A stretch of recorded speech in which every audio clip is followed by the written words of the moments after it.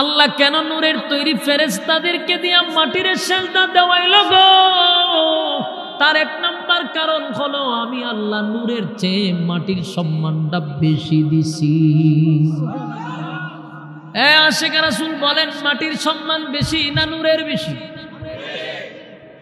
আমরা বেশি মাথা মোড়াই জন্য আমরা বুঝি কম লাফাই বেশি, বুঝি কম লাফাই বেশি।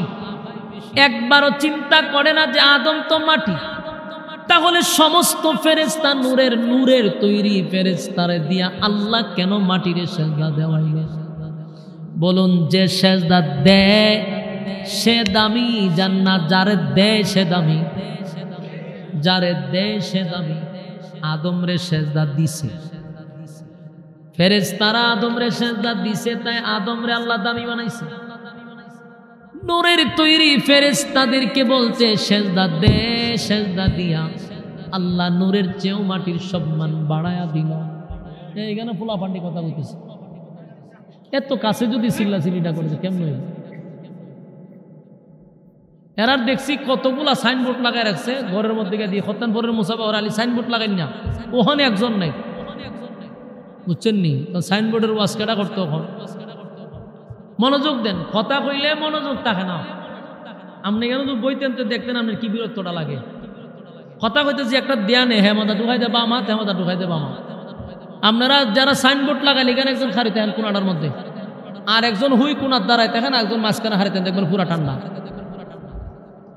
মনোযোগ দিয়া শুনেন, মিনহা খালাকনাকুম ওয়াফিহা, আমার সাথে পড়েন, এই আয়াত তো আপনারা খবর গেলে পড়ুন, পড়েন।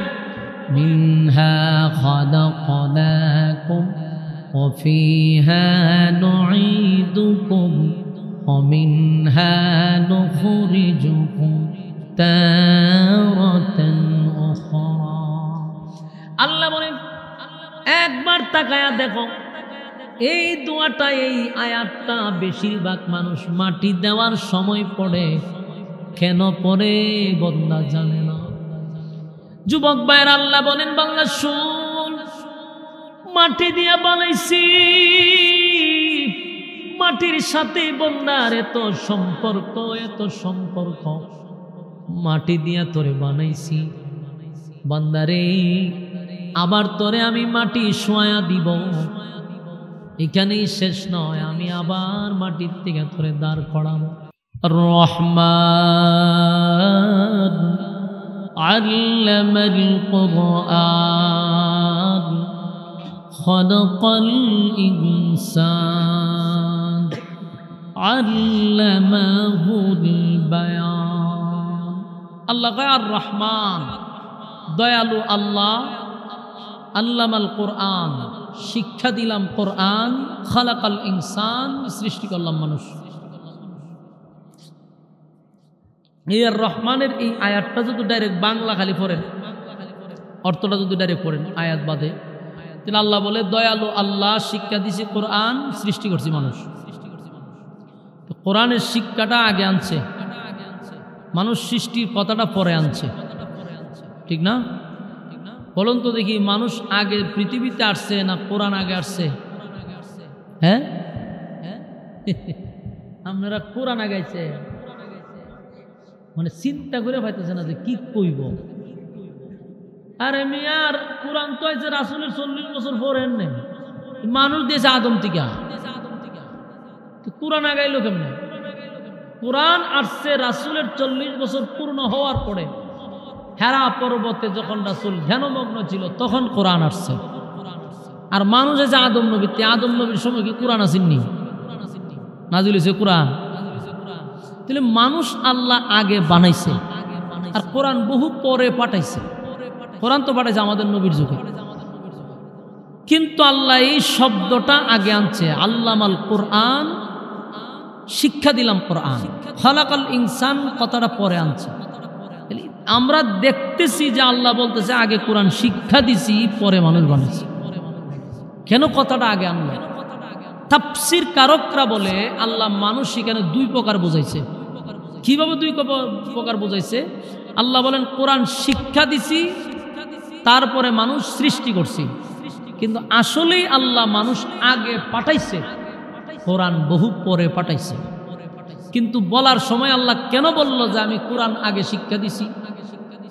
এর অর্থ হলো, এর ব্যাখ্যা হলো, তাফসীর কারকরা বলেন যেখানে মানুষ দুই প্রকার বোঝাইছে। যারা কোরআনের শিক্ষায় শিক্ষিত হবে এরা আমি আল্লাহর আদালতের মানুষ। বলুন, যারা কোরআনের শিক্ষায় শিক্ষিত হবে তারা আমি আল্লাহর আদালতের মানুষ। আর যারা কোরআন সুন্নাহ অনুযায়ী জীবনযাপন করবে না, যারা কোরআনের আইন অনুযায়ী জীবনযাপন করবে না, চলবে না, শিখবে না, এরা আমি আল্লাহর আদালতের মানুষ না। তাহলে এরা কি?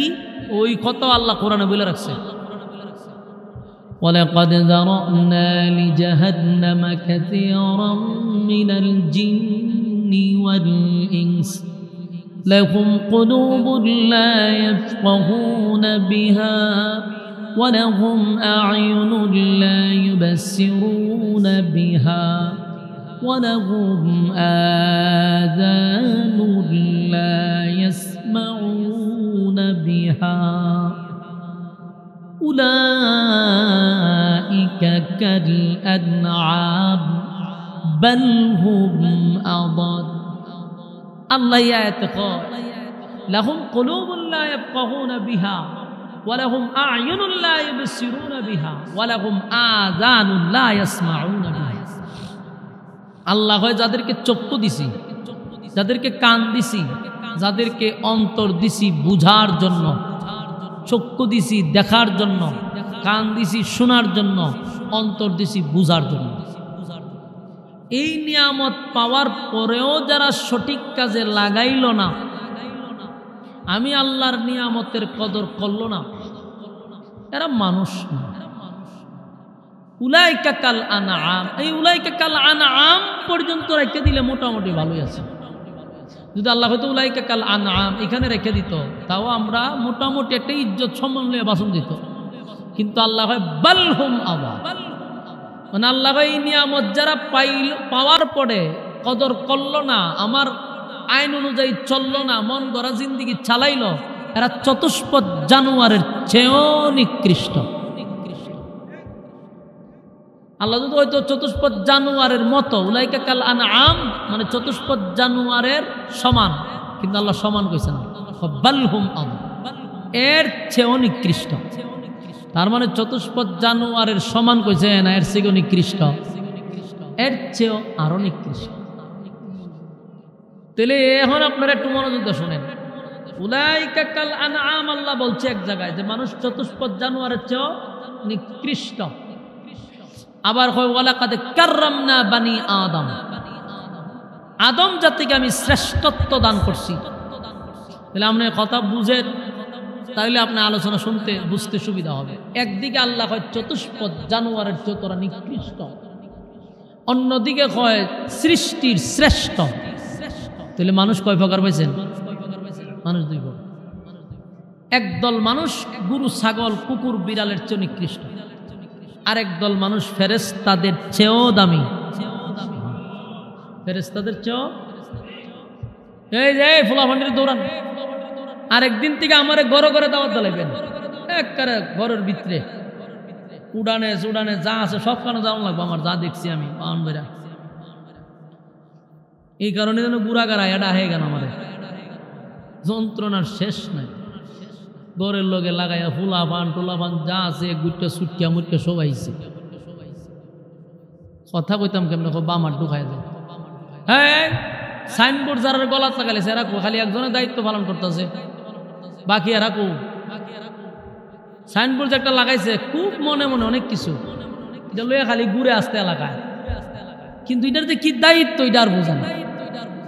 খালি একজন ওই যে ভাঞ্জাই ভিন্দা বেটা হার রয়েছে, এবার খালি কাজ করতেছে, আর বাকি সাইনবোর্ড লাগায় দোকানে যায় আর এটা খতম করে লাড়া দেয়, দেখ আমি কিতা বুঝোস নি, কিন্তু এটার যে কাজ কি এটার বোঝে না। দায়িত্ব পালন করেন, দায়িত্ব পালন করেন। আমরা মানুষ কয় প্রকার পাইছি? একটা গুণগত মানুষ, আর একটা সুরতে মানুষ, দেখতে মানুষ। মানুষের ঘরে জন্ম নিলেই মানুষ হয় না, মানুষ হইতে গেলে কোরআনের শিক্ষায় শিক্ষিত হতে হয়। জাগতিক শিক্ষায় মানুষ হওয়া যায় না, দুনিয়ার শিক্ষায় মানুষ হওয়া যায় না। যদি মানুষ হইতো তাহলে তাসলিমা নাসরিন মানুষ হইতো। যদি দুনিয়ার শিক্ষায় শিক্ষিত হইতো তাহলে তাসলিমা নাসরিন কি কম পড়ালেখা করছে? হ্যাঁ, ডক্টর, সে উচ্চতর ডিগ্রি নিছে, আমেরিকা লেখাপড়া করছে, বাহিরের দেশ থেকে ডিগ্রি আনছে। এত শিক্ষিত হওয়ার পরেও কয় আমার ফেট আমার জাত থেকে মনে চায় তার কাছ থেকে বাচ্চা নেই। এটা কি মানুষের কথা না গরু ছাগলের কথা? মানে মিলাই দেখেন না, গরু ছাগলের বিয়া শাদী আসেনি, কুত্তা বিলের বিয়া শাদী আছে। কুত্তিয়ে কি কোনো বিয়া শাদী বয়? তাহলে কত কুত্তার লোক চলাফেরা করে বাচ্চা কাচ্চা জন্ম নেয়। তো তাসলিমা নাসরিন যদি কয় বলে আমার পেট যারে মনে চায় তার কাছ থেকে বাচ্চা নেব, এটা কি মানুষের কথা না কুকুরের কথা? তাহলে এখন বুঝেন কি লেখাপড়া করছে, উচ্চ ডিগ্রি অর্জন করার পরেও মানুষ হইতে পারছে না কুকুর বিড়ালের চেয়ে নিকৃষ্ট হয়েছে। এই জন্য সব শিক্ষায় মানুষ হওয়া যায় না। মানুষ হইতে গেলে আল্লামাল কোরআন, কোরআনের শিক্ষায় শিক্ষিত হতে হবে। এখন আপনারা কইবেন হুজুর আমরা তো কোরআনের শিক্ষায় শিক্ষিত না, এখন আমরা কি তো গরু ছাগল নিই? আপনারা কোরআনের শিক্ষায় শিক্ষিত না, কিন্তু কোরআনের আইন তো মানতেছেন। এই যে বসছেন, কথা শুনতেছেন, মানার চেষ্টা করতেছেন, এটাও কোরআনের শিক্ষার ভিতরে পড়তেছে। আমরা তো শিক্ষাই দিতেছি, আপনারা তো শিক্ষা অর্জন করতেছেন, আপনারাও কোরআনের শিক্ষায় শিক্ষিত। কিন্তু যারা কোরআনের শিক্ষায় শিক্ষিত না, কোরআনের আইন মানতে রাজি না, এরা শুধু সুরতে মানুষ, এরা চতুষ্পদ জানোয়ারের চেয়ে নিকৃষ্ট। এরা যত বড় ডিগ্রি অর্জন করুক, এরা তাসলিমা নাসরিন, ঠিক কিনা? এরা সুমানুষ হইতে পারে না। এই জন্য আল্লাহ বলেন, শোনো, তোমরা সৃষ্টির শ্রেষ্ঠ বানাইছি। আদমরে বানানোর সময় সমস্ত ফেরেশতারা আল্লাহ অর্ডার দিছে মাটি লই আয়, আদম বানাইমার মাটি নিয়ে আসো। কোনো ফেরেশতার সাহস নাই মাটি আনার জন্য, কেউ আনতে পারছে না। মাটির শিকারের সুড়ে যত ফেরেশতা যায় আবার ফিরে আসে, কেউ সাহস হয় না যে এইভাবে তাফা দিয়ে মাটিটা আনবে। মাটি এত চিৎকার শুরু করছে তো ফেরেশতারা ফিরে চলে আসে। শেষে গেছে আজরাইলে। আজরাইলের যখন মাটি চিৎকার শুরু করছে, যতই কান্না কাটক আর চিৎকার দোক, আজরাইল ইদিকে তাকাইছে না। একটা তাফা মাইরা প্রায় 40 মনের বেশি মাটি লইছে, এক তাফাতে লইছে। আল্লাহ কয় নে, তুই যখন আনতেই পারছস, তুই যেহেতু মাটি আনতারছস, তোর আমি আরেকটা দায়িত্ব দিলাম কিয়ামত পর্যন্ত। তোর ভিতরে যেহেতু মায়া দয়া নাই, তুই ভিতর থেকে যার সব রুহ লইবে, তুই ওই আজরাইলের রুহ নেওয়ার দায়িত্ব দিছে। নাহলে সমস্ত ফেরেশতারা আদমের মাটি আনতে যায়, কিন্তু আদম মাটি চিৎকার শুরু করছে। মাটির কান্নার কারণে, চিৎকারের কারণে মাটি আনার সাহস পায় না, আজরাইলে পারছে। এই জন্য রুহ নেওয়ার দায়িত্বটা আজরাইলই হয়েছে। পৃথিবীর যত ধর্মের হোক, যত মতের হোক,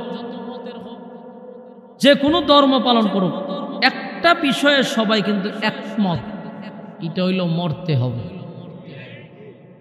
আওয়ামী লীগও কয় মরতে হইব, বিএনপিও কয় মরতে হইব, জাতীয় পার্টিও কয় মরতে হইব, জামাতেও কয় মরতে হইব, হেফাজতেও কয় মরতে হইব, সবাই কয় মরণ কতক্ষণ না দিই। যদিও এক একজনের রাজনীতির সিস্টেম এক এক রকম, এক একজনের ধর্ম এক এক রকম, কিন্তু মরার ব্যাপারে কারো কোনো দ্বিমত নাই, একমত, মরতে হবে, এটা বিশ্বাস করে। কিন্তু ইবাদতের ক্ষেত্রে ভিন্ন, বিশ্বাস করে মরণ লাগবো, কিন্তু আকাম কুহামের পিএইচডিও করে। বাস্তব না বাস্তব হয়। আবার গেলে পরে ওয়াজ করে, হুজুর বেশি দিন বাঁচতাম না, তো দোয়া করে মরণ তো লাগবো, হুজুর দোয়া করেন আমরা লেগা, মরণ তো লাগবো।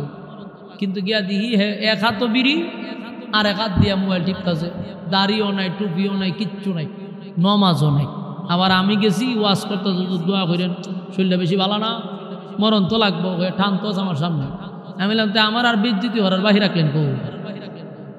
হ্যাঁ কিতা হুজুর? আমি না আরো দুইটা টান দেন পারি, সব আমার ভুলে গেছে, বুঝতে না টান এরা বলাই দেয়, আমার খেয়াল ছিল। আমি তো বিদ্যুৎ আর করবার বাহির রাখছেন, মরবেন যে কইতেছেন টান তো আছেন আমার সামনে, কিন্তু আজরাইলের সাথে তো ভাইজলামি করতেছেন। এরকম সুশীল মানুষ আছে না? না, আল্লাহ হয় কুল্লু নাফসিম বিমা কাসাবাত রাহিনা। প্রত্যেকটা মানুষ,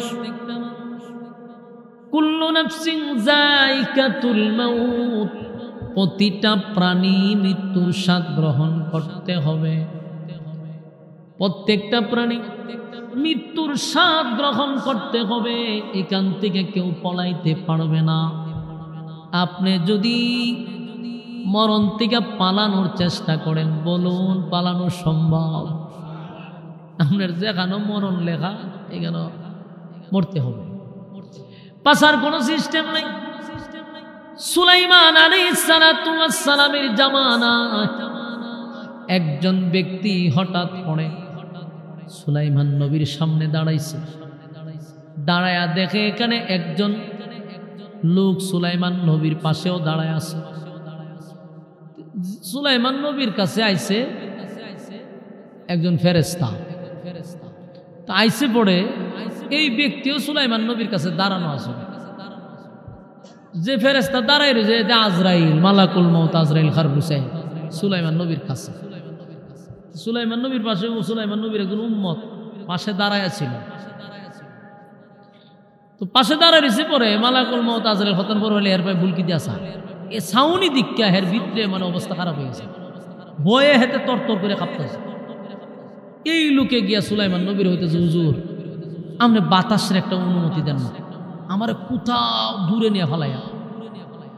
তো কেন? না আমার এখানে থাকতাম অশান্তি লাগতেছে, আমার এই লোকটারও খুব ভয় করতেছে, আপনি আমার এখান থেকে দূরে কোথাও পাঠাই দেন। সুলাইমান দিচ্ছে যে হেরে নিয়ে অমুক জঙ্গলে ফেলাই দিয়া, তো হেরে জঙ্গলের অমুক জায়গা নিয়ে ফেলাই দিয়া কইছে বাতাসে। বাতাসে তো আগে সুলাইমান নবীর কথা শুনতাম, বাতাসে তারে বহু দূর নিয়ে ফেলাই দিয়েছে। কতক্ষণ পরে এখানে গেছে রে নিশ্চিন্তা যে না বাস জানটা বাচ্চা, কারণ হের বুলকি দেখে যে ডরাইছে। এখানে আসতে দেরি, যেই লোকে বুলকি দিছি এই লোকের সামনে খারাপ। ও ভাই আমি তো আপনার বয়ে আমি এখানে আসছি, আমি তো চিন্তা আসলাম তোর মরণের ডেডি লই কেন, তুই কেন গেছিস কেমন? তোর মরণের জায়গা হইলই কেন? আমি তো তোর এইখানে থেকে আমি নিজে ব্যাক করে গেছি গা, যে হাজার হাজার মাইল দূর আমার এর রুহু নেওয়ার কথা, আমি এখানে গেছি তুই নাই, তুই কেন কিতা করস? আল্লাহ তো ঠিক টাইম মতো আবার এখানে দিয়েছে, আজরাইল এইখান থেকে তার রুহু বাইর করছে। কথা বুঝতেছে? মালাকুল মউত আজরাইল সুলাইমান নবীর কাছে আসছে। সুলাইমান নবী জিজ্ঞাসা, তুমি আমার উম্মতের ভাই এইভাবে তাকাইছো কেন? তো হুজুর আমি তো আশ্চর্য গেছি, তার মৃত্যু হইল প্রায় হাজার হাজার কিলোমিটার দূরে এই টাইমে, কিন্তু আপনার কাছে দেখে তো আমি অবাক হয়ে গেছে, তার মৃত্যু তো হাজার মাইল দূরে, কিন্তু এই টাইমে এখানে কি করে? আল্লাহর হুকুমের তো বিন্দু পরিমাণ এদিক সেদিক হয় না। আমি পেরেশান হয়ে গেছি, এই জন্য আমি তার ভাই চাইতেছি, আর সেও এই সুযোগে বাতাস রে দিছে হয় আমার দূরে কোথাও নিয়ে দিয়াও। ঠিক যেখানে তার মৃত্যু লেখা এখানে নিয়ে ভালো হয়েছে। আজরাইল এর পরে গিয়ে আমি জান্নার কবজ করছি। তার মানে আপনার মৃত্যু যেখানে হবে সেখানে আপনার যেতেই হবে। কথা বুঝতেছে যুবক ভাইরা? কুল্লু নাফসিন বিমা কাসাবাত রাহিনা, কুল্লু নাফসিন যায়িকাতুল মাউত, প্রত্যেকটা প্রাণী তার মৃত্যুর স্বাদ গ্রহণ করবে, কেউ মৃত্যুর থেকে রেহাই পাবে না। মালাকুল মউত আজরাইল প্রত্যেকের সঙ্গে সাক্ষাৎ করবে, এতে কোনো সন্দেহ নাই। পৃথিবীর সব মানুষ যে কোনো দল পড়ুক, কিন্তু একটা বিষয়ে একমত, মরতে হবে রে, মরতে হবে, মরব এটা নিশ্চিত, বিশ্বাস করে মরতে হবে, এটা তার ইয়াকিন আর বিশ্বাস যে আমি মরব। কিন্তু প্রশ্ন হলো, মরব বিশ্বাস করলাম, কিন্তু মরার পরে দে জবাব দিতে হবে এটা বিশ্বাস করে না। কথা বল না, দিই মরব এটা বিশ্বাস করছে, মরার পরে মালিকের কাছে আবার দাঁড়াতে হবে, আবার হিসাব দিতে হবে। কুল্লু নাফসিন বিমা কাসাবাত রাহিনা, প্রত্যেকটা মানুষ আমি আল্লাহর সামনে দাঁড়াইয়া পাই পাই করে হিসাব দিতে হবে। আমি আর আপনি বিশ্বাস করলাম, মরব এটা বিশ্বাস করছি, কিন্তু মরার পরে আবার জীবিত হব, আবার মালিকের সামনে দাঁড়াইয়া আমি আবার হিসাব দিতে হবে, এটা যদি কেউ বিশ্বাস করত তাহলে আল্লাহর ওলি হয়ে যেত। মরণ লাগবে এটাই বিশ্বাস করে, মরার পরে জীবিত হইতে হবে, আবার কৃতকর্মের জন্য আল্লাহর সামনে দাঁড়াইয়া জবাব দিতে হবে, এটা যদি বিশ্বাস করত তাহলে মানুষ আল্লাহর ওলি হইত। আমার যুবক ভাইরা, মালাকুল মউত আজরাইলকে দিয়া আদমের মাটি আনছে রে, আইনা আদম রে আল্লাহ গঠন করছে মাটি দিয়া। বলুন কি দিয়া বানাইছে? আপনারা কিন্তু আমার সাথে আওয়াজ দিতে, বলুন কি দিয়া? মাটি দিয়া বানাইছে।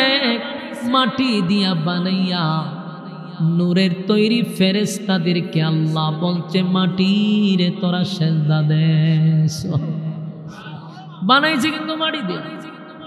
আল্লাহ বলেন মিনহা খালাকনাকুম ওয়া ফিহা নুঈদুকুম ওয়া মিনহা নুখরিজুকুম তারাতান উখরা। আল্লাহ বলেন মাটি দিয়া তোমাদেরকে আমি বানাইছি, মাটির সাথে আমাদের সম্পর্ক আছে রে। আমাদের বডিটারও আল্লাহ বানাইছে মাটি দিয়া। শুধু মাটি দিয়া বানাইছে এখানে শেষ না, মাটি দিয়া বানাইছি, মাটির সাথে আমাদের সম্পর্ক আছে। মাটি দিয়া বানাইছি, আবার তোমারে মাটির মধ্যে রেখে দেওয়া হবে। আল্লাহ বলেন রেখে দিব এখানে শেষ না, আবার মাটি থেকেই তোমারে দাঁড় করাবো। বলুন মাটি দিয়া বানাইছে, আবার মাটির মধ্যে শোয়া দিবে, আবার মাটির থেকে কথা হয় না। মাটি দিয়া বানাইল, মাটির মধ্যে রেখে দিবে, আবার মাটির থেকে সোজা কইরা দাঁড় করাবে। তাহলে মাটির সাথে আমাদের সম্পর্ক আছে না? না। আল্লাহ বলেন মাটি দিয়া বানাইছি, যদিও মাটি দিয়া বানাইছি, কিন্তু বান্দা তুই জানোস না তোর কত সম্মান আর মর্যাদা। মাটি দিয়া তোর বডিটারে বানাইয়া নূরের তৈরি ফেরেশতাকে বলছি দে আমার মাটির তৈরি আদমরে সেজদা দে। সমস্ত নূরের তৈরি ফেরেশতারা মাটির তৈরি আদমরে সেজদা দিছে। আল্লাহ কেন নূরের তৈরি ফেরেশতাদেরকে দিয়া মাটির সেজদা দেওয়াইল গো?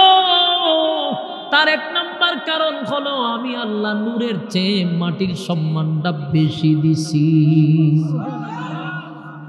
আশিক রাসূল বলেন মাটির সম্মান বেশি না নূরের বেশি? আমরা বেশি মাথা মোড়াই জন্য আমরা বুঝি কম, লাফাই বেশি।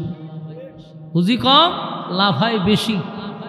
একবারও চিন্তা করে না যে আদম তো মাটি, তাহলে সমস্ত ফেরেশতা নূরের তৈরি ফেরেশতারে দিয়া আল্লাহ কেন মাটির সেজদা দেওয়াইলেন? বলুন যে সেজদা দেয় সে দামি, জান্নাত যারে দেয় সে দামি, যারে দেয় সে দামি। আদমরে সেজদা দিছে, ফেরেশতারা আদমরে সেজদা দিছে, তাই আদমরে আল্লাহ দামি বানাইছে।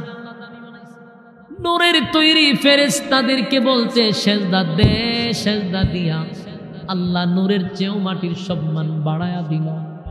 এইখানে ফুলাফান্ডি কথা বলতেছে, এত কাছে যদি চিল্লাচিল্লিটা করেছে কেমন হইল? এরার দেখছি কতগুলা সাইনবোর্ড লাগাই রাখছে ঘরের মধ্যে দিয়ে, খত্তানপুরের মুসাফা আলী সাইনবোর্ড লাগাই না, ওখানে একজন নাই, বুঝছেন নি? সাইনবোর্ডের ওয়াজ কেটা করতে ওখান মনোযোগ দেন, কথা কইলে মনোযোগ থাকে না। আপনি কেন বইতেন তো দেখতেন আপনার কি বিরক্তটা লাগে। কথা কইতেছি একটা দেয়া নেই, হ্যাঁ মাথা ঢুকাই দেবা মা, হ্যাঁ মাথা ঢুকাই দেবা মা। আপনারা যারা সাইনবোর্ড লাগাইলে এখানে একজন খারিতে হেন কোনাটার মধ্যে, আর একজন হুই কোনার দ্বারাই দেখেন, একজন মাঝখানে হারিতেন দেখবেন পুরা ঠান্ডা।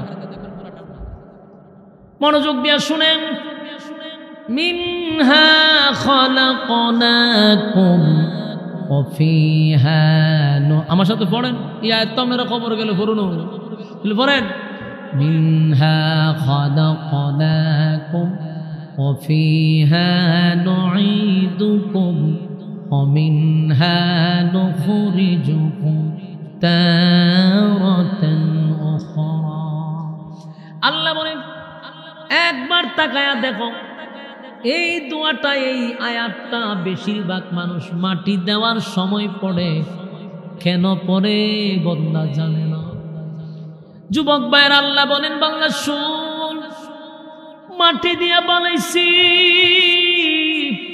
মাটির সাথে বান্দার এত সম্পর্ক মাটি দিয়া তোরে বানাইছি বান্দারে আবার তোরে আমি মাটি শোয়া দিব এখানেই শেষ নয় আমি আবার মাটির থেকে তোরে দাঁড় করাবো বাঁচার কোনো সুযোগ নাই গো বাঁচার কোনো সুযোগ নাই এই মাটির সাথে আমাদের বড় সুসম্পর্ক যারে যেই জায়গার মাটি দিয়া আল্লাহ বানাইছে ঠিক আমার মালিক তারে ওই জায়গায় শোয়া দিবে সুবহানাল্লাহ দেখবেন বাংলাদেশের অনেক মানুষ সৌদি আরব গিয়ে মারা যায় সেখানেই কবর দেওয়া হয় ঠিক না বুঝতে হবে সৌদি আরবের মাটি দিয়ে আল্লাহ তারে বানাইছে কারণ রাসূল বলছেন যারে যেখান থেকে বানানো হয় সেখানেই তারে শোয়ানো হয় তাহলে আমি যদি কবর হয় মদিনায় বুঝতে হবে সেখানকার মাটি দিয়ে আল্লাহ আমারে বানাইছিল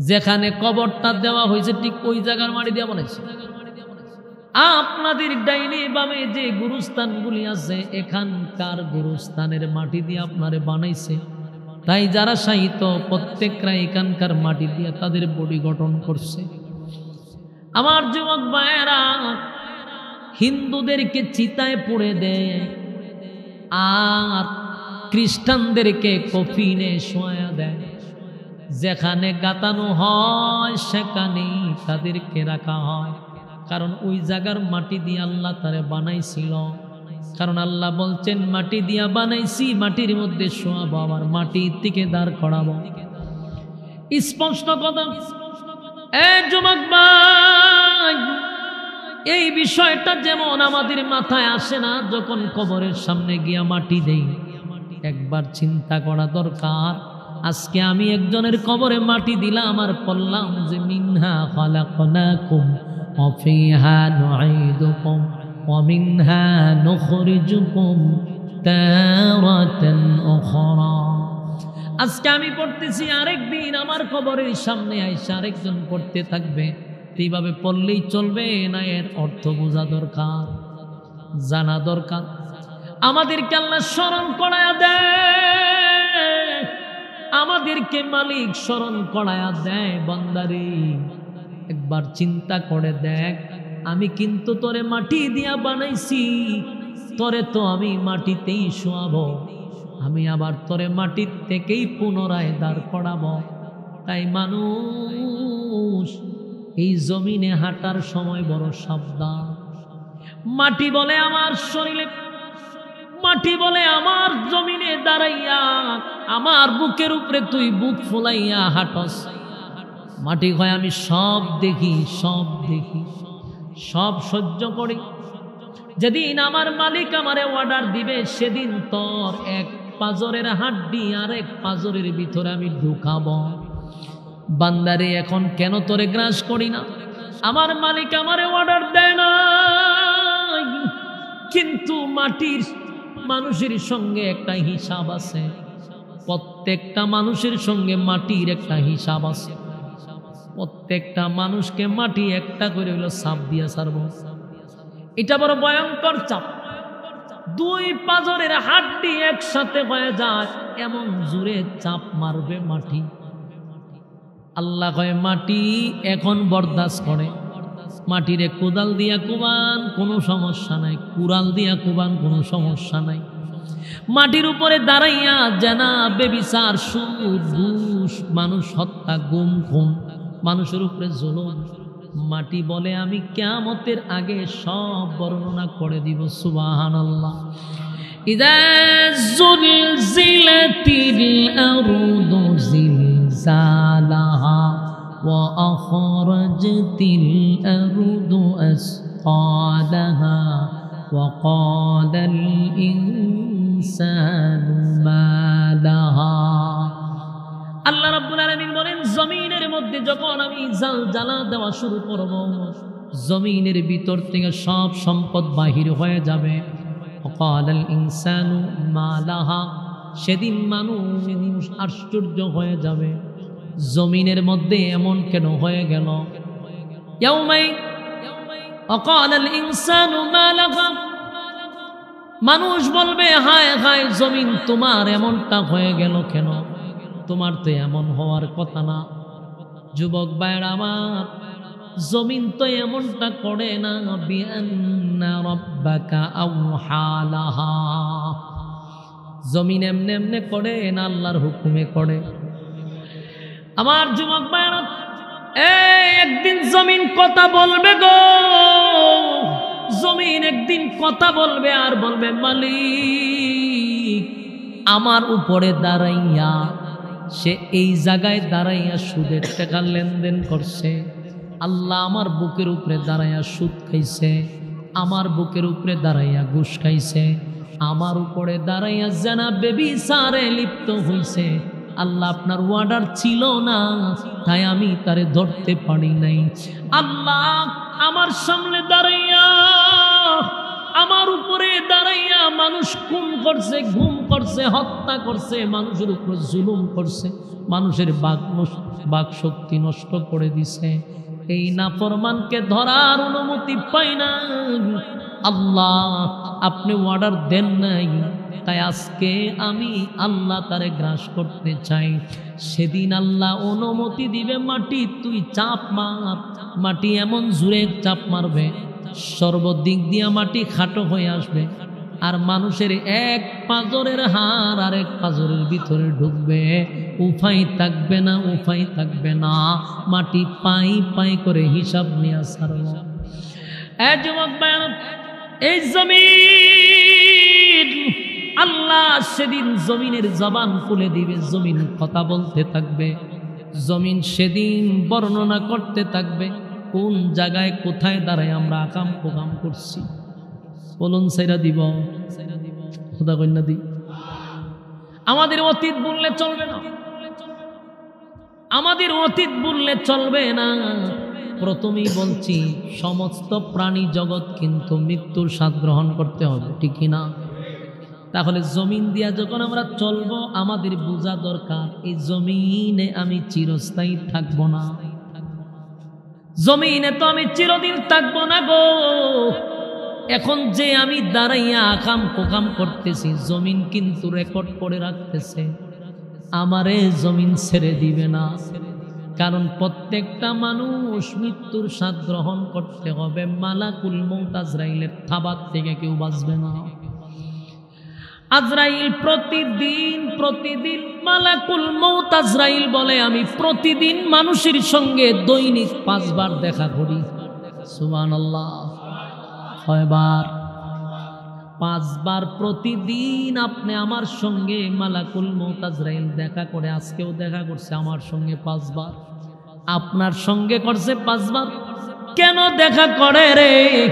কোন কারণে মালাকুল মউত আজরাইল তোমার আমার সঙ্গে সাক্ষাৎ করে?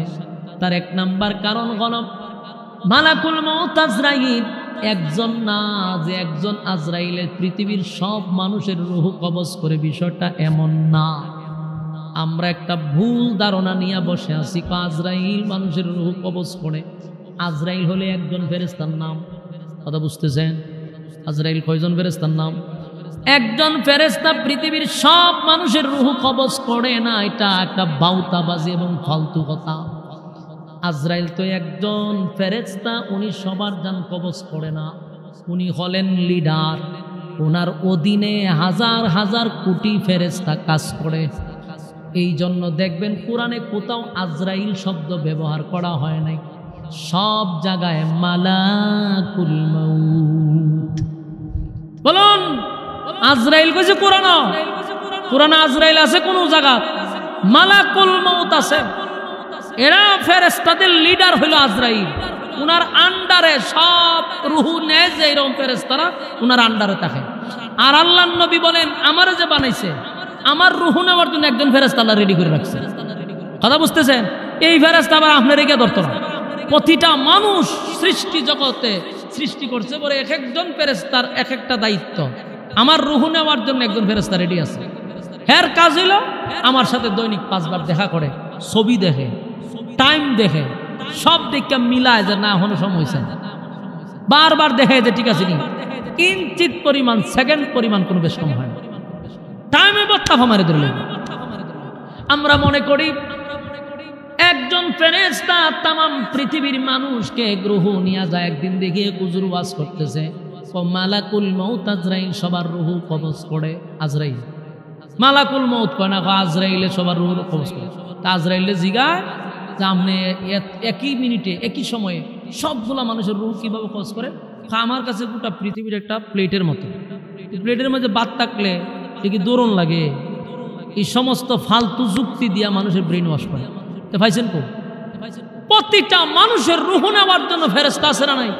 আর একজন ফেরেশতা আজরাইলে সবার রুহ নিত কেন? ফেরেশতা কি কম পড়ছে নি? মালাকুল মউত প্রত্যেকটা ফেরেশতা এই আজরাইলের অধীনে যারা রুহ কবজ করে। আমার রুহ নেওয়ার জন্য 24 ঘন্টা যিনি দায়িত্ব পালন করতেছে ওনার নাম হলো মালাকুল মউত। কথা বুঝতেছে? ছবি সহ টাইম সহ সব দেওয়া আছে। টাইম হয়েছে বাস উইকেট ফিরে গেছে, দেরি নাই। কথা কি বুঝতেছে? প্রতিটা মানুষ হিসাব রাখতে হবে, তোমার আর আমার সময় কিন্তু খুব কম, এবং আমি জানি না আমার মরণ কখন হবে, এটাকে আমি জানি। আপনি জানেন? কথা বলেন দি, কেউ জানে না। কিন্তু মালাকুল মউত আজরাইলের কাছে আমার ছবি এবং টাইম সহ দেওয়া আছে। যেদিন সময় হবে রে, সেদিন আর কারো সুপারিশ সে শুনবে না, কারো সুপারিশ সে মানবে না। পৃথিবীর থেকে আমাকে চিরদিনের জন্য বিদায় করে দিবে। আমার বডিটা হয়তো বা জমিনে পড়ে থাকবে, আমার রুহটাকে নিয়ে যাবে। মানুষের শরীরে সবচেয়ে দামি জিনিসটার নাম হলো রূহ। কথা হয় না? বলুন, রূহ না থাকলে মানুষটার সার্ভিসের কোনো দাম আছে? কথা হয় না? আপনি যদি এখন মারা যান, আমি একটা উদাহরণ দিয়ে বুঝবেন। মনে করেন আপনি যদি এখন মারা যান, আপনার রূহ তো চলে গেছে। আমি বডিটাকে কেউ যত্ন করে গড়ে রাখবো? আপনার বিবিয়ে রাখবো, মা বাপে। রুহ চলে গেলে আর কেউ দাম দেয় না রে, কেউ তারে আর ঘরে রাখতে চায় না, কেউ আর তারে ঘরে শুয়াইতে দেয় না। মনে করেন আমি একটা উদাহরণ দিই, এই মাহফিলে আপনি বসছেন, মাহফিল শুনতেছেন, হঠাৎ আপনি স্ট্রোক করে মারা গেছেন, আর আপনার বিবি ঘরের ভিতরে বিছনা করে রাখছে যে শীতের বেলা আমার স্বামী গেছে মাহফিল শোনার জন্য, রাত্রে আইসা যেন সাথে সাথে ঘুমায়া যাইতে পারে, তাই আমি লেপ অথবা কম্বল দিয়া রাখছি, বিছনা বাতি কইরা রাখছে, সাথে সাথে যেন কম্বলের ভিতরে ঢুকতে পারে। কিন্তু আপনি মাহফিলে মারা গেছে, মারা যাওয়ার পরে আপনাকে সবাই দরাদরি করে বাড়িতে নিয়ে গেছে, সবাই শুনছে আপনি মারা গেছেন। এখন রাত্রের বেলায় তো আর আপনাকে কবর দিবে না, জানাজা করবে না, নিশ্চয়ই সকালে আপনাকে দাফন করবে, ঠিক না? এই রাত্রের বেলা আপনারা রাখবো বই, তখন কি তখন আপনার বউ কইব যে ঠিক আছে আচ্ছা কালকে যেহেতু জানাজা হইব তখন দিয়া দিন আমি গরম বিছনা করে তো রাখছি, কেন কত সময় তা হোক দে, এই কথা কইব নি? বিবেকের সাথে প্রশ্ন করে, যেই বিবি আপনার রুহু থাকলে আপনারা নিয়ে লেফের তলে শোয়াইতো, আর আপনি মইরা গেছেন কেমন সোহালে হইব জানাজা, তখন এই বিবি কইব নি আপনারে? বলবে যে আমি রাত্রের বেলা যেহেতু বিছনা কইরা আমি রাখছি আমার স্বামীর জন্য, স্বামী যেহেতু সকালবেলা তার জানাজা হবে, সারা রাত থাকবো কোথায়, আমার পাশে বাকি রাতটা থাকুক। পৃথিবীর কোনো বিবি বলবে? কোন স্ত্রী বলবে? অথচ রুহু থাকলে এই লেফের তলে আপনারা ঢুকাইতো, রুহু নাই, এখন সারা রাত আপনারা ঘরের ভিতরেও রাখবে না, রাখবে নিয়ে ওই বারান্দায়, সারা রাত বারান্দায়, আর সারা রাত আপনার জন্য কেউ সজাগ থাকবে না। কিছু মানুষ কান্নাকাটি করবে, কিছু মানুষ দেখবেন ওখানে শুয়ে রয়েছে, ওখানে শুয়ে রয়েছে, তারা সকালের অপেক্ষা করতেছে কখন ভোর হবে। এটাই হলো পৃথিবী। এটাই হলো পৃথিবীর সিস্টেম, এটাই হলো পৃথিবীর সিস্টেম। রূহ থাকলে দাম আছে, রূহ না থাকলে দাম নাই। স্যার বোঝার দাম আছে। আর আপনার দামি ঘরে আপনাকে রাখতে দিবে না। রূহ যতক্ষণ আছে আপনার বেড়াগিরি আছে, রূহ নাই এবার আপনার কোনো দাম নাই। আপনার 2 দিন 3 দিনও কেউ রাখতে রাজি না, সাথে সাথে দাফন করার জন্য পাগল হয়ে যায়, ঠিক নেই? মালাকুল মউত আজরাইল বলেন, আমি এমন একজন ফেরেশতা, আমি মানুষের যত সুখ শান্তি আছে নিমিষে শেষ করে দিই। মানুষের সমস্ত স্বপ্নগুলা নিমিষে আমি শেষ করে দিই। কত স্বপ্ন নিয়ে মানুষ চলে, হঠাৎ করে দেখবেন স্টক ব্লক হয়ে যাবে, ঠিক নেই? তার চোখে কতগুলা স্বপ্ন ছিল নিমিষেই শেষ। মোটর সাইকেল দিয়া ব্রাহ্মণবাড়িয়া বিশ্বরোড থেকে শেরওয়ানা দিছে, আপনাদের এখানে আসবে গাটুরা। আসার সময় চোখে কত স্বপ্ন নিয়ে টান দিছে মোটর সাইকেল, রাস্তাতে আজ মুখামুখি হয়েছে, বাসের লগে লেগেছে, লেগে গেনি শেষ। কিন্তু তার চোখে অনেক স্বপ্ন ছিল, কিন্তু সে জানতো না যে নিমিষে শেষ। এই জন্য যুবক ভাইয়েরা, আজকের মাহফিলটা কিন্তু কবরবাসীর রুহের মাগফিরাত কামনায়। আপনার ডাইনে বামে অনেকগুলা কবর আছে রে, যে কবরে যারা শুয়ে আছে এরাও এক সময় এরকম মাহফিলে বৈশা ওয়াজ শুনছে, ঠিক কিনা? এরা এক সময় বৈশা বৈশা কথাগুলি শুনছে। আজকে আপনারা শুনতেছেন, আগামীতে আপনারা শুনবেন না।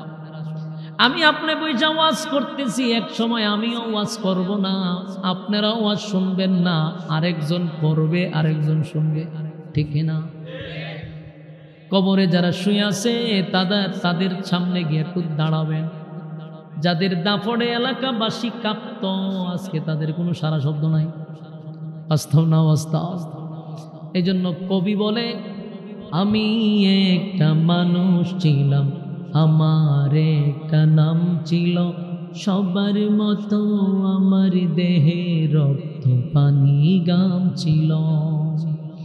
কবির ভাষা হলো, আমি একটা মানুষ ছিলাম, আমার একটা নাম ছিল, সবার মতো আমার দেহে রক্ত পানি গাম ছিল। মৃত্যু ছিল তাই সমাজে আমার অনেক দাম ছিল, আমি একটা মানুষ ছিলাম, আমার একটা নাম ছিল, সবার মতো আমার দেহে রক্ত পানি গাম ছিল, সবার মতো আমার দেহে রক্ত পানি গাম ছিল।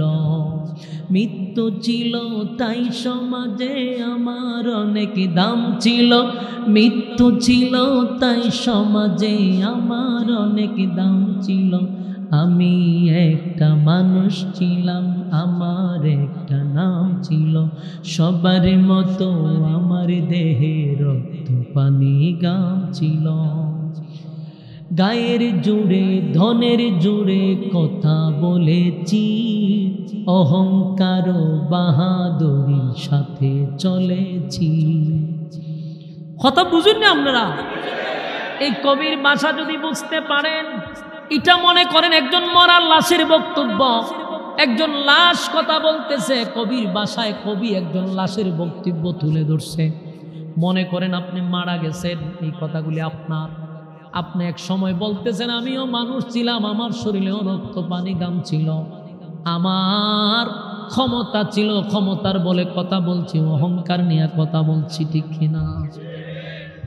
এই জন্য কবিটা বলছে, আমি একটা মানুষ ছিলাম, আমার একটা নাম ছিল, সবার মতো আমার দেহে রক্ত পানি গাম ছিল, সবার মতো আমার দেহে রক্ত পানি ঘাম ছিল।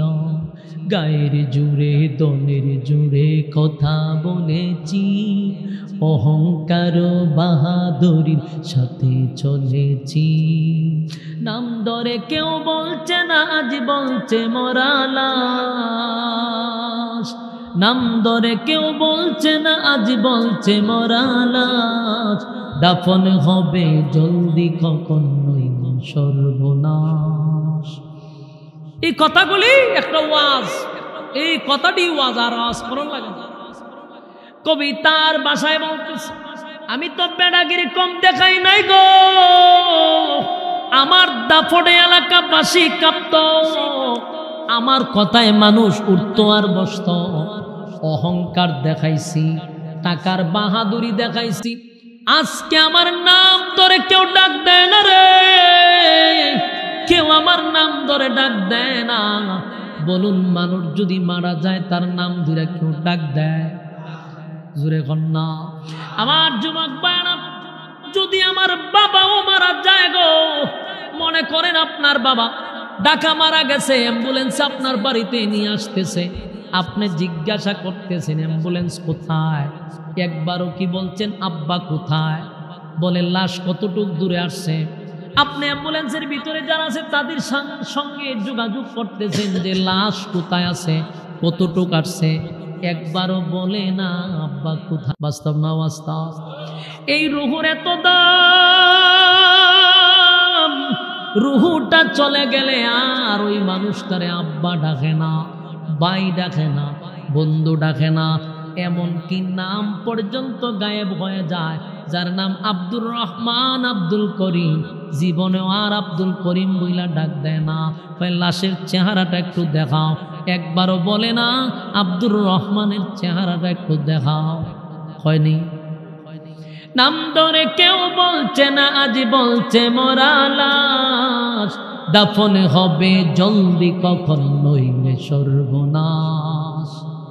কেউ রাখতেও চায় না, তাড়াতাড়ি দাফন করতে চায়, ঠিক কিনা? এত নিষ্ঠুর। তাই কবি বলেন, রাত্রে সবাই আমার ঘরে লাশের ভয়ে কাঁপছিল, আমি একটা মানুষ ছিলাম, আমার একটা নাম ছিল, সবার মতো আমার দেহে রক্ত পানি গাম ছিল, সবার মতো আমার দেহে রক্ত পানি গাম ছিল। নাম ধরে কেউ বলছে না, আজ বলছে মরা লাশ, দাফন হবে জলদি কখন নইলে সর্বনাশ, দাফন হবে জলদি কখন নইলে সর্বনাশ। যুবক ভাইরা, রুহুটার এত দাম, এত দাম, এত দাম। যতক্ষণ রুহু আছে তো আমার বন্ধু আছে, মা আছে, ভাই আছে, বোন আছে, আত্মীয় স্বজন সবাই আছে। রুহু নাই রে, আমার আর কোনো দাম নাই। আমার নামটা দইরাও কেউ ডাক দেয় না, তখন আমারে সবাই বলে লাশ। লাশটা কোথায়? লাশের চেহারাটা দেখাও। লাশটা একটু দেখতে চাই। লাশটারে খাটিয়াতে তোলো, লাশটারে কবরস্থানে নামাও, লাশের উপর মাটি দাও। মানে টোটাল কথাটা লাশ চলে আসে, আর ওই লোকের নাম পর্যন্ত থাকে না, ঠিক না? আল্লাহ বলে, বান্দা শুন, আমি তোদেরকে মাটি দিয়া বানাইছি, আবার কিন্তু মাটিতেই তোদেরকে শোয়া দিব রে। শুধু মাটিতে শোয়াবো এমনটা নয়, আমি আবার তোদেরকে মাটির থেকে দাঁড় করাবো। ইসরাফিলের প্রথম সিংহায় সব ধ্বংস হবে, সব ধ্বংস হবে, সব শেষ হয়ে যাবে। কুল্লু মান আলাইহা ফান, সব আমি ধ্বংস করে দিব। ইজা জুলজিলাতিল আরদু জিলজালাহা, জমিনের মধ্যে আমি ঝাঁকুনি দিব, জমিনের মধ্যে ভূমিকম্প শুরু করে দিব, সব ধ্বংস হয়ে যাবে। এরপরে মাঝখানে একটা বিরতি হবে, বিরতি হবে এক সিংহা থেকে আরেক সিংহা পর্যন্ত। কতটুক দূরত্ব এটার কোনো নির্দিষ্ট কোনো সীমারেখা নাই, কিন্তু আল্লাহ বলেন দ্বিতীয়বার যখন সিংহায় ফুঁক দিব গো, মানুষগুলা কাদা মাটির নিচ থেকে আবার ওইটা দাঁড়াবে, যারা যেখানে শোয়ানো হয়েছে সেখান থেকে দাঁড়াইয়া হাসরের মাঠে দাঁড়াবে। আর হাসরের মাঠটা আল্লাহ দুনিয়াতেই বানাবে। কথা কি বুঝতেছেন? তার মানে আপনাকে যে গুরুস্থানে দাফন করা হলো, কিয়ামতের মাঠে সেই গুরুস্থান থেকেই দাঁড়াবেন। কথা কি বুঝতেছেন? আপনাদের এই গ্রামের নাম কি? গৌতম পাড়া। গুতুম পাড়া যাদেরকে কবর দেওয়া হয়েছে কিয়ামতের মাঠে গুতুম পাড়া থেকে উঠটা দাঁড়াবে, কথা কি বুঝতেছেন? কিয়ামতের ময়দানে এই দুনিয়াটাকে আমার মালিক কিয়ামতের মাঠ বানায়া দিবে। তাই আল্লাহ বলেন মিনহা খালাকনাকুম ওয়া ফিহা নুঈদুকুম ওয়া মিনহা নুখরিজুকুম তারাতান উখরা। মাটি দিয়া বানাইছি, মাটিতে শোয়াবো, আবার মাটির থেকে দাঁড় করাবো। তাই মাটির উপরে হাঁটার সময় আমাদের সতর্ক হওয়ার দরকার আছে না? না। কারা কারা সতর্ক হয়ে আসবেন? আব্দুল্লাহ দেখা দেন। লিল্লাহে তাকবীর, লিল্লাহে তাকবীর। আল্লাহ সবাইকে কথাগুলির উপরে বলনেওয়ালা শুননেওয়ালা উভয়কে সহি সহি সহি আমল করার তৌফিক দান করুক। সকলেই বলে আমিন। সম্মানিত সুধী, আমার পরে বয়ান কে করবে?